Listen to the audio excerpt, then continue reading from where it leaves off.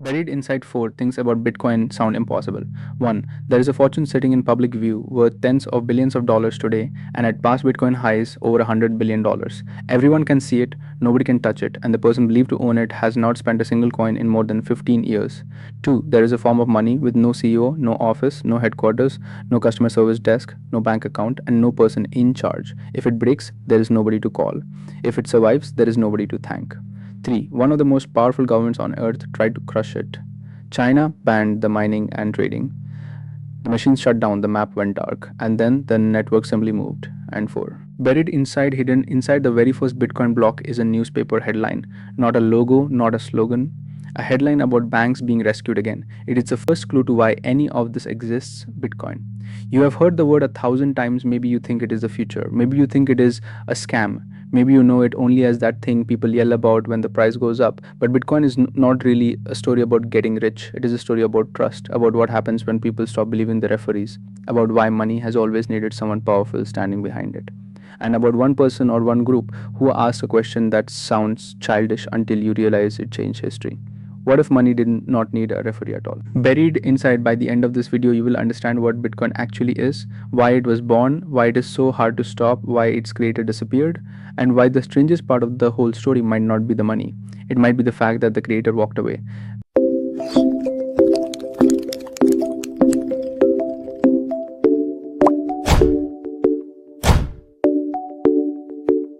Let's start with a secret message, because if you start with price charts, Bitcoin looks like madness.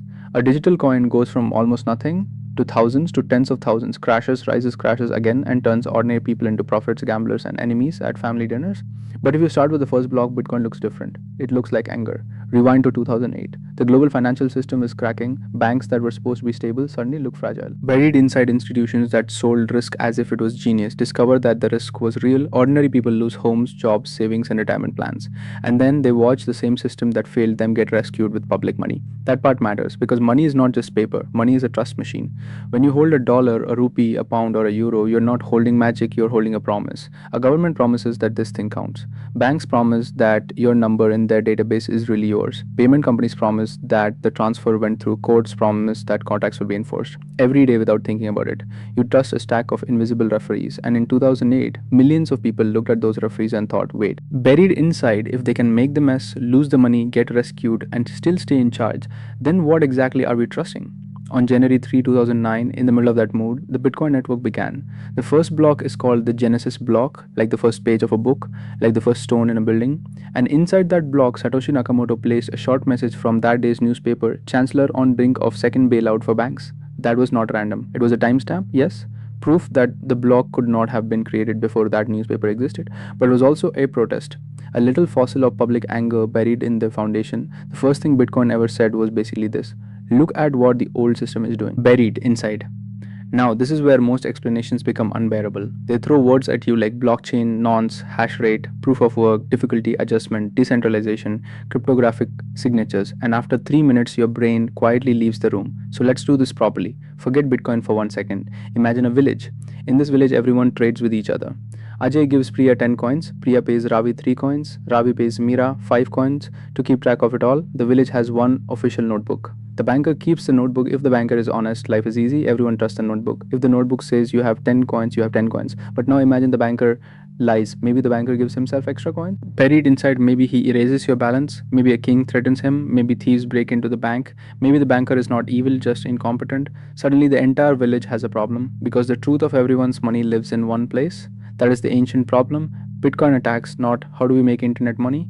The deeper problem is how do a group of strangers agree on the truth without trusting one powerful person to write it down.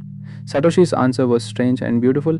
Instead of one official notebook, give everyone a copy. Every transaction goes into the notebook, every page is added in order, everyone can check the copies. If one person tries to cheat and edits their own notebook, their version stops matching everyone else's. The network ignores it. Buried inside that public notebook is the blockchain. A blockchain is not magic. It is not a glowing coin flying through cyberspace. It is a history of transactions arranged in blocks, with each block pointing back to the block before it. Picture a chain of sealed boxes. Box 700,000 points to box 699,999. That one points to box 69998, all the way back to the Genesis block. If you try to secretly change something in an old box, the fingerprint of that box changes. Then the next box no longer points correctly. Then the next one breaks. Then the entire chain exposes the lie. So the rule is simple: the history with the most real work behind it wins. That phrase, real work, is the heart of Bitcoin. Because if anyone could add pages to the notebook for free, the system would drown in fake pages. Buried inside Satoshi made adding a page expensive. This is mining. And the word mining is both helpful and misleading. Nobody is digging underground. No one is finding digital coins hidden in a cave. Bitcoin miners are computers competing to solve a deliberately hard puzzle. Imagine thousands of people trying to guess the combination to a lock. The lock is not opened by intelligence, it is opened by trying huge numbers of guesses over and over and over. The first miner to find a valid answer earns the right to add the next block of transactions. For doing that work, the miner gets paid in two ways: transaction fees and newly created Bitcoin. That is proof of work. It sounds wasteful because it is intentionally costly, but inside Bitcoin's logic, that cost is the security guard. Buried inside to attack the notebook. You do not just need a clever lie, you need to outwork the honest network. You need to spend enormous amounts of electricity, machines, and money to rewrite history faster than the rest of the world is writing the real one. This is why Bitcoin people say the system replaces trust with verification. You do not trust a banker, you check the notebook. You do not trust a CEO, there is no CEO. You do not trust Satoshi, Satoshi is gone. And that brings us to the next mystery: why 21 million Bitcoin supply is capped. There will never be more than 21 million Bitcoin, not 22 million, not 21 million plus a little emergency package, because the economy looks scary. The issuance schedule is written into the rules that Bitcoin nodes enforce. Buried inside, this is why people compare Bitcoin to gold. Gold is hard to inflate because the earth does not care about your monetary policy. If a government wants more gold, it cannot simply press a button and create a mountain of it. It has to mine it slowly, expensively. Bitcoin copies that scarcity but turns it into software. In the beginning, miners earned 50 Bitcoin for every block. Then the reward was cut in half, then half again, then half again. Roughly every 4 years, the new supply drops. This is called the halving. In 2024, the block reward fell to 3.125 Bitcoin. The final tiny fraction will not be mined until around the year 2140. That means Bitcoin has a supply schedule that ignores presidents, central bankers, wars, elections, panic, and vibes. Buried inside. But here's the part that is even stranger. The actual usable supply may be smaller than 21 million because Bitcoin does not forgive you. If you lose your private key, your coins do not go to customer support. They do not get reset by email. They do not wait behind a forgot password button. They remain visible on the blockchain, locked forever behind a key no one has. There are people who lost hard drives with thousands of Bitcoin. There are old wallets that have not moved in more than a decade. There are coins belonging to people who died without passing on access. On paper, the coins exist. In practice, they are gone. That is a brutal side of money without a referee. No one can steal your coins by changing the central database, but no one can save you from yourself either. Buried inside. Now we are ready for Satoshi. The name Satoshi Nakamoto appears on the Bitcoin white paper, but the person or group behind that name has never been proven, and that sentence should bother you because this is not some tiny abandoned internet project. Bitcoin became a $1 trillion level asset in some market cycles. It inspired an entire industry. It forced governments, banks, investors, criminals, engineers, economists, and ordinary people to argue about the nature of money, and the creator is unknown. Satoshi appeared online in 2008, released the white paper, launched the software, discussed improvements with early developers, mined early blocks, and then slowly faded away. One of the last known messages said Satoshi had moved on to other things, then silence. No press tour. Buried inside no TED talk, no book deal, no face reveal, no motivational podcast, no luxury watch collection, no island, no cash out, just disappearance. This is where the story becomes almost mythological. Blockchain researchers have studied early mining patterns and estimated that Satoshi may have mined hundreds of thousands to over a million Bitcoin. The exact number is debated, but either way, it is an enormous fortune. At lower market prices, it is tens of billions. At Bitcoin's past highs, it has crossed the $100 billion imagination line, and yet the coins believed to belong to Satoshi have not moved. Think about that. Bitcoin was built so every transaction is public. If those coins moved, the world would notice. Traders would panic, newsrooms would explode. Buried inside crypto, Twitter would lose its mind before breakfast. But year after year, the treasure sits. Maybe Satoshi died, maybe Satoshi lost the keys, maybe Satoshi is alive and disciplined beyond human understanding. Maybe Satoshi is not one person at all, but a group, and the keys are intentionally buried, we do not know.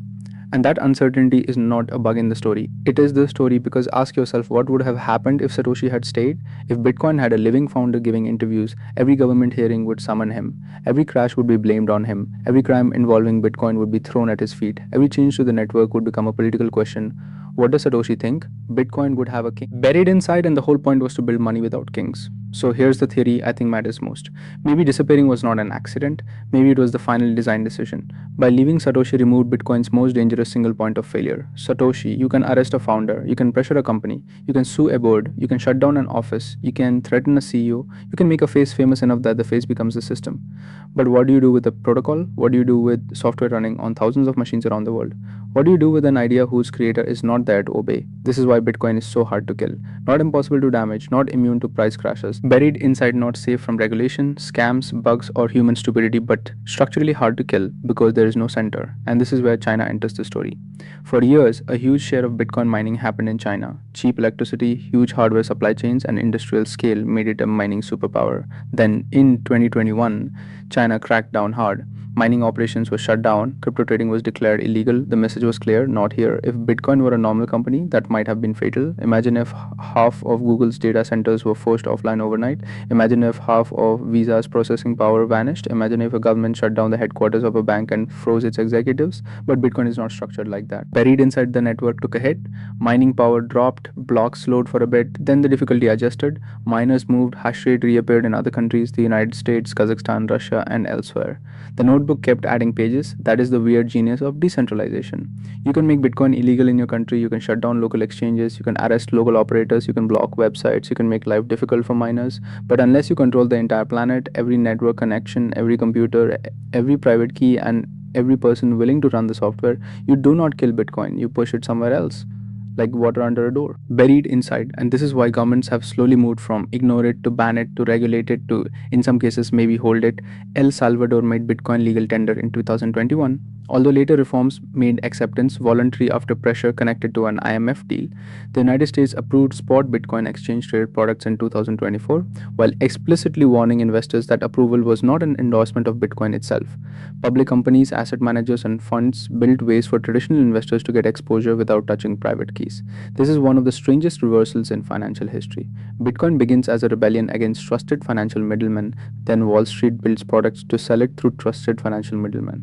Buried inside, the outside thing gets pulled inside. The protest becomes an asset class. The anti-bank money becomes something banks can custody, package, and charge fees on. And that is not a simple victory or a simple defeat. It is the next why factor question hidden inside the first one. Can a rebellion survive becoming profitable? Because Bitcoin has always had two souls. One soul says this is freedom money, a system no government can inflate, no bank can freeze, no border can stop, no central authority can rewrite.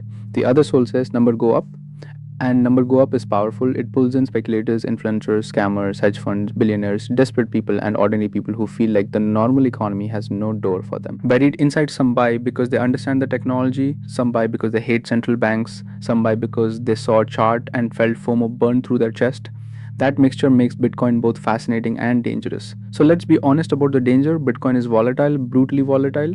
It can rise in a way that makes people feel like geniuses and fall in a way that destroys people who confused a thesis with a guarantee. Bitcoin transactions are irreversible. If you send coins to the wrong address, there is no fraud department. If someone tricks you, the blockchain does not care that you were sad. It records what happened. Bitcoin mining uses real electricity, not metaphorical electricity, real power plants, real grids, real machines, real heat. Buried inside, supporters argue that proof of work secures the network, can use stranded energy, and pushes miners toward cheap power. Critics argue that burning large amounts of energy for financial settlement is environmentally reckless. Both sides can find facts to hold up like weapons. Bitcoin is also not as private as many people think. The blockchain is public, addresses are pseudonymous, not invisible. If an address is linked to your identity, your transaction history can become a map. And Bitcoin does not magically solve inequality. In fact, like every scarce asset, it can concentrate. Early adopters got in cheap lost coins, reduced supply.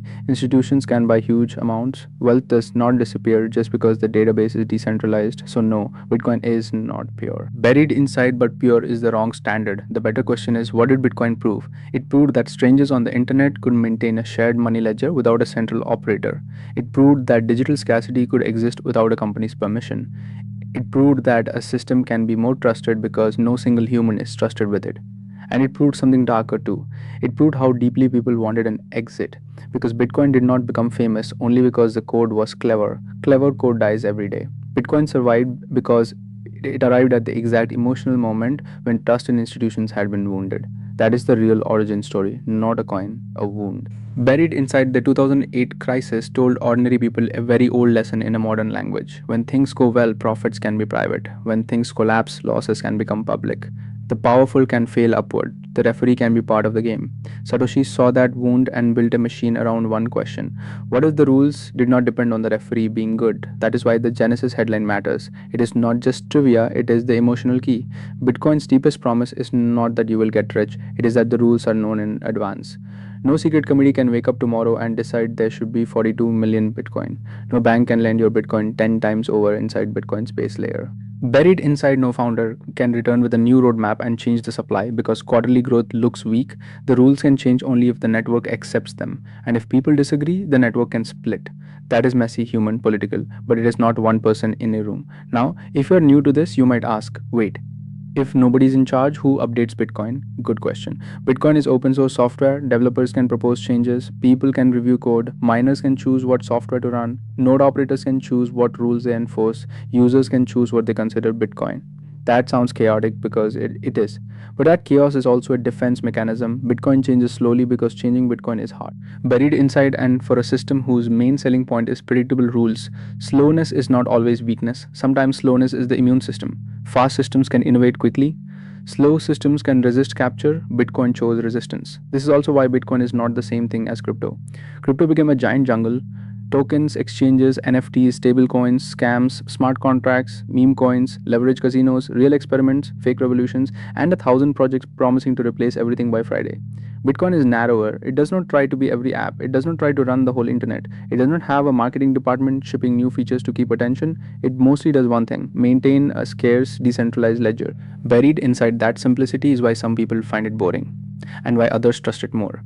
Now let's return to Satoshi one last time, because the disappearance is not just mystery bait, it is the philosophical ending. Most founders want control, they want credit, they want legacy, they want to be remembered as the genius who saw the future first.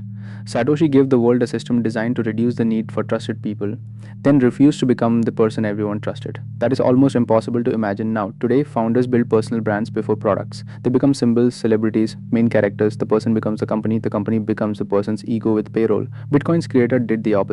Built the thing, helped it stand. Buried inside, then left before the myth could become a throne. And because of that, Bitcoin became something rare. An invention with no owner, a fortune with no spender, a money system with no face. Maybe that is why people project so much onto it. To some, Bitcoin is freedom. To others, it is speculation. To some, it is digital gold. To others, it is a climate problem. To some, it is protection from inflation. To others, it is a bubble that keeps finding new believers.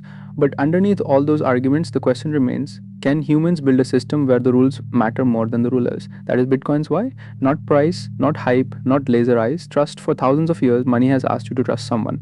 A king, a central bank, a commercial bank, a payment company. Buried inside a government, a platform, a person with a ledger, Bitcoin asks something colder. Do not trust the person. Check the rules. And that is why the untouched Satoshi fortune is so perfect as an ending. Somewhere in the blockchain, coins believed to belong to Bitcoin's creator sit motionless. The entire world can see the treasure. Nobody can force it open. Nobody can call support. Nobody can subpoena the password out of a ghost. It is absurd. It is beautiful. It is terrifying. It is exactly the kind of thing humans would build after watching the old referees fail, because everything has a why. Even the money that claims it does not need anyone. And now you know Bitcoins. Before you go, one small thing. Buried inside this video took real digging: financial history, cryptography, mining, regulation, energy, and the strange psychology of trust. That is what this channel is. One person, one question, why? If that is worth something to you, like, subscribe, and tell me in the comments what is the next why you want answered. Why does gold hold value? Why do stock markets crash? Why did humans agree to use paper money? Why do bubbles keep happening? Drop yours below. The best one might become the next video, because everything has a why, and I will see you in the next one. Now tell me, which why should we pull apart next? Drop your question in the comments. And if you like finding the hidden reason behind everyday things, subscribe to the Why Factor.